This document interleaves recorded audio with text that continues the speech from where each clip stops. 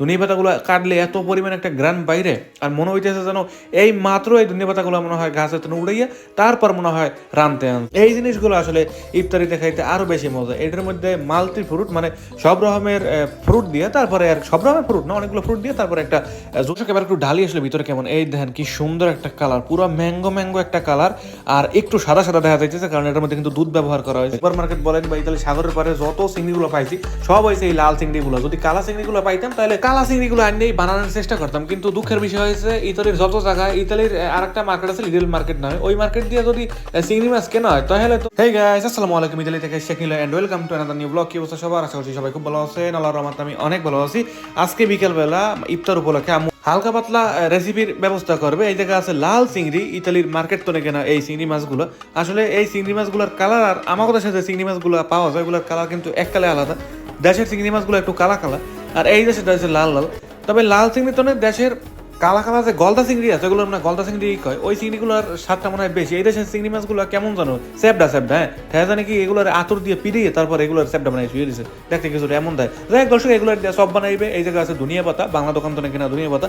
এইসব দেশে যে এরকম ফ্রেশ ধনিয়া পাতাগুলো যে খাইতে পারবো জীবনে কল্পনাও করতে পারিনি। এইসব দেশের বাংলার দোকানগুলো থাকে যারা আর কি বিদেশে আছে, হ্যাঁ যে কত উপকার হয়েছে হ্যাঁ আর কইয়ে বুঝাইতে পারবো। যাই হোক, যা কইয়ে বুঝাইতে পারবো না, হ্যাঁ রমজান মাসে এত কষ্ট করে কইয়ে বোঝানোর কোনো দরকার নেই। দর্শক দেখতে দেখতে কিন্তু আমার পেজ কাটা এককালে শেষ। তারপরে চপের মধ্যে কিন্তু এরকম মরিচগুলো দেবে। এই মরিচগুলো ফ্রিজের মরিচ, এককালে শক্ত হয়ে গেছে কিন্তু, হ্যাঁ সাদা সাদা সাদা সাদা দেখা যাইতেছে। এগুলো অনেকদিন আগে কাছে হয়েছিল, ওইগুলো আর কি ফ্রিজে রেখে দিয়েছিল, সংরক্ষণ করে রাখছে আর কি এক কথায় কইতে গেলে। এরপরে চিংড়ি মাছের পাশে সব পেজগুলো রেখে ধনিয়া পাতাগুলো একদম কুচি কুচি করে কাটতে চপের মধ্যে দেবে। এই প্রোগ্রামেই এখন চলতে আছে। এই যে ধনিয়া পাতাগুলো কাটলে এত পরিমাণ একটা গ্রান বাইরে, আর মনে হইতেছে যেন এই মাত্র এই ধনিয়া পাতাগুলো মনে হয় গাছের থেকে উড়াইয়া তারপর মনে হয় রানতে আনছে।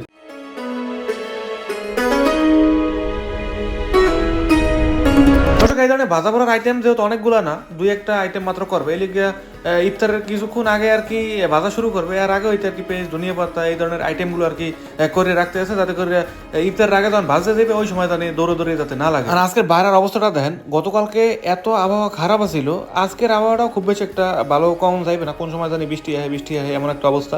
মানে তারপরেও একটু রোদ দেয় আগে আছে, গতকালকে তো আবহাওয়াটা একটু ভালোই দেখা নেই। এমন তারা রোদ পড়ছে নাকময়ের উপরে, আমি এখন চাই কি মানে কোনো জিনিস চোখ দেখতে আসি না, চোখ দিয়ে সব বুলু দেখতে আসি, কালা কালা অন্ধকার দেখা যাইতে আছে। এত সুন্দর একটা রোদ বারান্দাটার মধ্যে দিয়ে পরে, মানে যেরকম রান্না বাড়া করে শীতকালে সেই রকমের আরাম, কোন রকমের শীত এই জায়গায় চান্স পায় না। আসলে এইসব দেশের শীতের তেজ তো অনেক বেশি, যার কারণে রোদে না খুব বেশি একটা শীতটারে লড়াইতে পারে না। তবে হালকা পাতলা শীত যদি হয় তাহলে এই রোদে এককালে ঠিকঠাক হইয়া যায়, কম যায়। বারান্দায় যখনই আহি তখনই গাড়িটার দিকে একটা নজর চাই। এই যে এককালে রাস্তার এক পাশে পার্কিং করে রেখে দিয়েছি। আসলে এইসব দেশের রাস্তার মধ্যে পার্কিং করলেও খুব বেশি একটা সমস্যা হয় না। এইসব দেশের রাস্তায় পার্কিং করার অনেক নিয়ম আছে। আর ইউরোপের দেশে যত বাড়ি আছে, বাড়ির কইতে গেলে 60-70% গাড়ি সবাই রাস্তার উপরেই থাকে। চারিদিকে চাইয়ে দেখেন যে অবস্থাটা কি, তাই জানি মানুষের তো এইসব দেশের গাড়ির সংখ্যা বেশি। আমাদের বাসার পিছনে বিশাল একটা ফুটবল মাঠ আছে, যেই দিন আর কি ওই মাঠের মধ্যে তো খেলবে, যাই হোক ওই জায়গা দেখে কোনো প্রোগ্রাম থাকে যে বিশাল খেলার আয়োজন হইতে আছে, ওই দিন তো পারলে গাড়ি আমাকে বাসার ভিতরেই না ধুয়ে দেয়, এত পরিমাণে এই রাস্তাগুলো ভরিয়ে দেয়। দর্শক এই জায়গায় একটা নজর দেখাই, সমস্ত কিছু এই জায়গায় রেডি আছে, ধনিয়া পাতা, পেঁয়াজ, চিংড়ি মাছ, তারপরে এটার মধ্যে আমু বেসন বানাইছে। এই জায়গায় বেগুন কাটিয়ে একালে ভিজিয়ে রেখে দিয়েছে, যাতে বেগুনের মধ্যে যত রকমের কসমস দেয় কিছু আছে সব একালে ধুয়ে মুছে যায় গিয়ে। এইটা সব ব্লেন্ডার করে তারপরে এই বেসনগুলো বানাইছে, না জানি কি ডাল দিয়ে আর কি মোড়াই তারপরে এগুলো বানাইবে। এই যে ইতালিয়ান বেগুন, আসলে এইসব দেশের বেগুনের মধ্যে কিন্তু আজ পর্যন্ত কোনো পোক দেয়নি। মার্কেটের জন্য যত বেগুন কিনেছে আজ পর্যন্ত কোনো বেগুনের মধ্যে পোকরা পাইনি।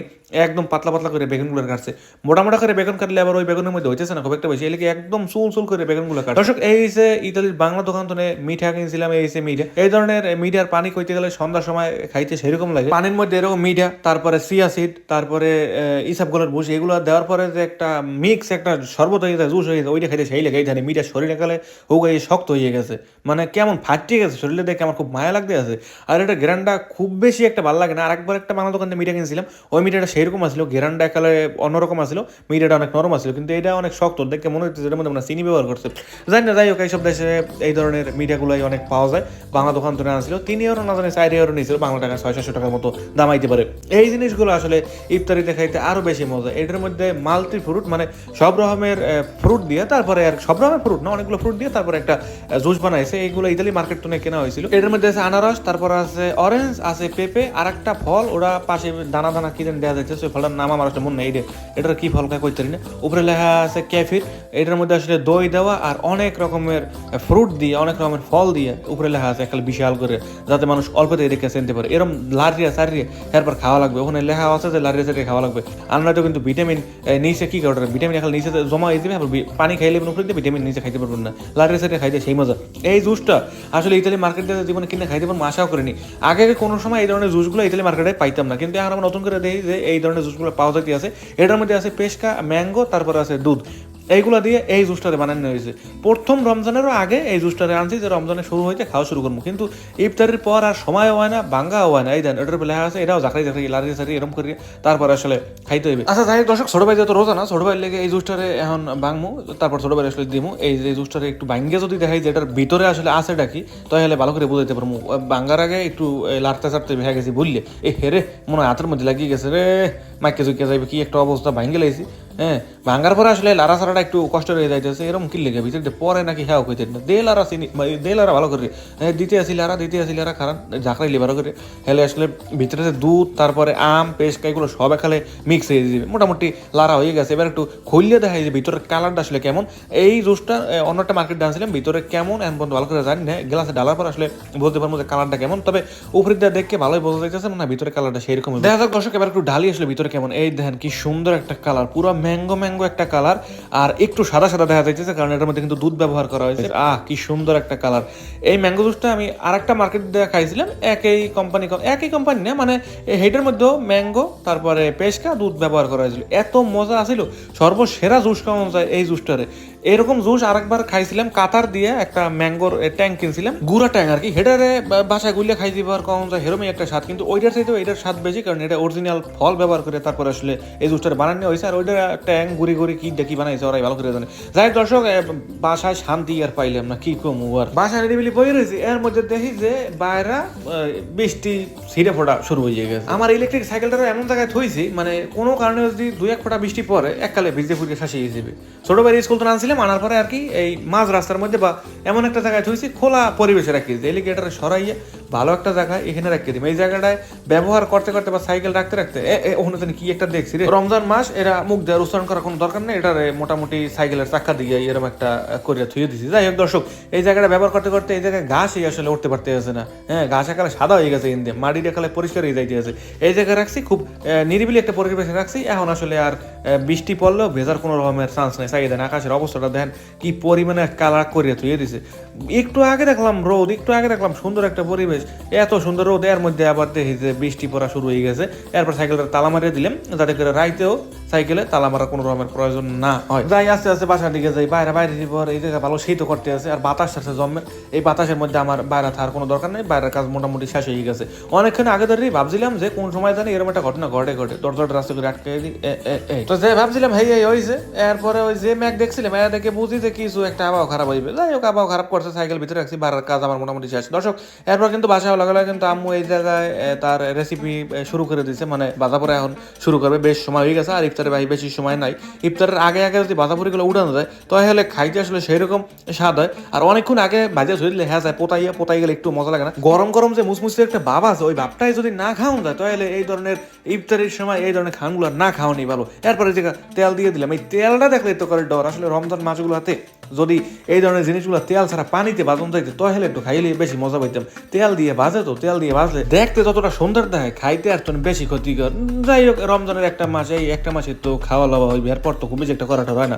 দর্শক, এরপর কিন্তু আম্মু এই জায়গায় অনেক রকমের মশলা টসলা একদম আটা মাটা মিক্স করে, তারপরে এই জায়গা ব্লেন্ডার করা ডাইল, তারপর পেঁয়াজ, ধনিয়া পাতা, তারপর আরো গরম মশলা না এগুলোর মধ্যে কি জানি মশলা মিলেছে, নাম বুঝলে নাম মনে করার কোনো দরকার নেই। এই জায়গায় অনেক রকমের গুঁড়া মশলাগুলো দিয়েছে, তারপর এই বেসনগুলো আরও দিতে আছে, ডাইল ব্যালেন্ডার করা এগুলো, এরপরে সেই কুচি করা ধনিয়া পাতাগুলো, ও ধনিয়া পাতার পরিমাণটা এককালে বাড়াই দিতে আছে।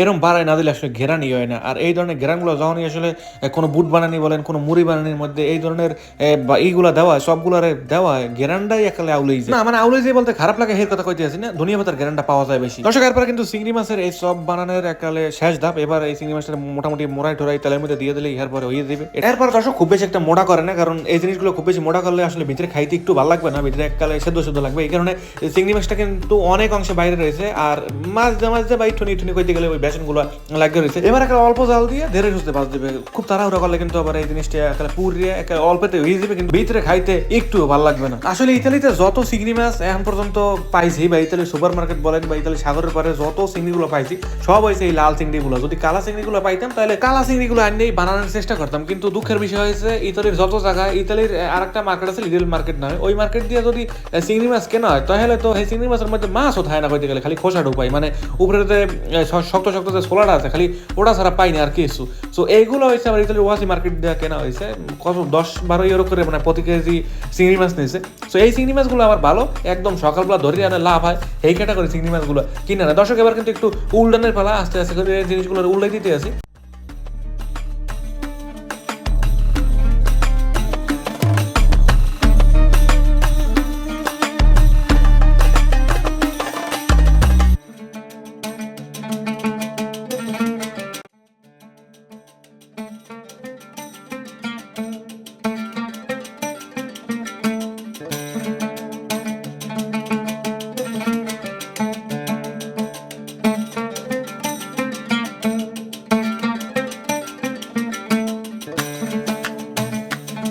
আসলে রমজান মাসে ইফতারির সময় যদি এই ধরনের ভাজা পোড়াগুলো খাইয়ে যদি রাইতের খাওন শুরু করি, শরীরের মোটামুটি 12টা না বাজলেও 12টার উপরে যদি কিছু থাকে তাহলে এই কিন্তু বাঁচবে দর্শক। তো এই ধরনের জিনিসগুলো একালে 30 দিন খাওয়া মনে হয় না একালে ঠিক। অনেক মানুষই আছে একাল 30 দিন এগুলো খায়, আমিও এগুলো খাই, এই মানুষের মধ্যে আমিও আছি। কিন্তু এই ধরনের জিনিসগুলো খাওয়া কোনো বিলেই ঠিক না, কেউ আসলে খাইবেন না। তবে আমি আসলে 30 দিনে মনে হয় না 2-1 দিন বাদ দিতে পারবো, তবে চেষ্টা করবো 2-1 দিন বাদ দেওয়ার। দর্শক কথা কইতে গেছে পুরি, এখন আস্তে আস্তে করে জিনিসগুলো উড়ে খেলাইতে হবে। এই পরিস না কলমে এমনি ওখানে কিন্তু ডুবা তেল আর একটা চামিচ কিনবো, উড়ান এক প্রকার জালের লাহানি চামিচগুলো আছে, কিন্তু কিনবো করে মার্কেটে যাই হেতায় না মনে কিনবো করে রোজাও যাইতে আছে শেষ হয়ে, রোজার আগেও কিনবো করে হ্যাঁ কেনা হয় না, কবে কিনবো হ্যাঁ হইতে না, আগামী বছর রোজায় হইলে হইতে পারে। যাই হোক দর্শক এরপর কিন্তু তেলগুলোর সেকে তারপর কিন্তু আস্তে আস্তে করে উড়ে খেলাইতে আসি। মোটামুটি যা ভাজা হয়েছে আর কর করে ওঠে খালি, মানে ওই যে খুসুরিটা আছে না ওটা দেখ খোসা মারলে খালি কর করে ওঠে, হ্যাঁ হাত দিয়ে ধরে তো আর বোঝা যায় না এই গরম জিনিসগুলো। এই যে দর্শক দেখতে কিন্তু আমাদের চিংড়ি মাছের চপ একদম রেডি, এবার খাওয়ার লেগে একদম প্রস্তুত। ইফতারের বাকি আর বেশি সময় নাই, ইফতারের সময় এই জিনিসটা খাইলে মোটামুটি আজকের ইফতারে অন্য বেশি কিছু খাওয়া লাগবে না, এই ধরনের চপের আইটেমগুলো। দেখতে কিন্তু দর্শক আমুর বেগুনিগুলা কিন্তু এবার দিয়ে দেবে। বেগুনিগুলো ভাজা হয়ে গেলেই আমাদের এই জায়গায় মনে হয় পেঁয়াজুটা থাকবে, এরপর আর তেমন কোনো রকমের ভাজা পোড়ার আইটেম আজকে আর নাই। তেল খুব একটা বেশি দিব না, কারণ ডুবা তেল দেওয়ার এনে কোনো রকমের প্রয়োজন নাই। অগ যদি ডুবা তেল সব দিয়ে দেয় একটু পরে ফেরত আয় না, আর একটু খাইয়ে লাই সব, এই লিগে ভাবলাম যে এই যতটুকু আছে এর মধ্যেই ভাজতে হবে। এতে বেগুনি হয় হোক, বেগুনি না হয় না হোক, সেদ্ধ হোক আর মুসমুসে হোক, যেমন চাই হ্যাঁ এই তেলের মধ্যে বেগুনি ভাজা শেষ করতে হইবে। কইতে দর্শক আমাদের বেগুনি ভাজাও কিন্তু শেষ, এবার একদম লাস্ট এই আস্তে আস্তে করে উঠাই পরিস না এই তরি থুইছি প্লেটগুলো পিছলা তো অনেক সময় আবার শেষরাই এখানে পড়ে যাইতেছে। এবার দর্শক পেঁজু ভাজার পালা। পেঁজুটা না হইলে আবার ইফতারির সময় মোড়ে হয় না, খুব বেশি না খাইতে পারলেও কয়েকটা খাই, এই কয়েকটা খাইলেই মনে হয় যেন ইফতারির সময় খুব সুন্দর একটা খাওয়ান খাইছে। আমার মনে হয় এই ধরনের পেঁয়াজগুলো খায় না এমন কোনো মানুষ নাই। ইফতারির সময় যত ভিআইপি আইটেম করুক, যত কম আইটেমই করুক, এই পেঁয়াজুটা কিন্তু সব আইটেমের প্রধান থাকবেই থাকবে, মানে অন্য আইটেম থাকুক না থাকুক এই জিনিসটা থাকতেই কিন্তু হইবে। পেঁয়াজের মধ্যে যতক্ষণ পেঁয়াজ দিয়েছে হেরতন বেশি দিয়েছে ধনিয়া পাতা, এত আর লাগে না। আর এই ধরনের পেঁয়াজগুলোর মধ্যে অবশ্যই জালের পরিমাণটা বাড়াই দিতে কইছে, কারণ জাল না খাইলে আবার এই ধরনের ভাজা পোড়া খুব একটা বেশি মজা হয় না। ওই ধরনের লাল লাল মরিচগুলো দেখা যাইতে আছে, ওই মরিচগুলো জন্মের পরিমাণে জাল, একালে খাইতে গেলে এরকম করা লাগে খালি। এলিয়ে কইলাম যে জাল যদি সন্ধ্যার সময় না খাই তার শরীরের এনার্জি খুব বেশি একটা পাওয়া যায় না, এই কারণে মরিচের পরিমাণটা একটু মোটামুটি বাড়াই দিয়েছে। না খুব বেশি একটা বাড়াই দিয়েছে হ্যাঁ না, তাহলে কিন্তু ঝামেলা হইতে পারে, মোটামুটি জাল আছে কম যায়।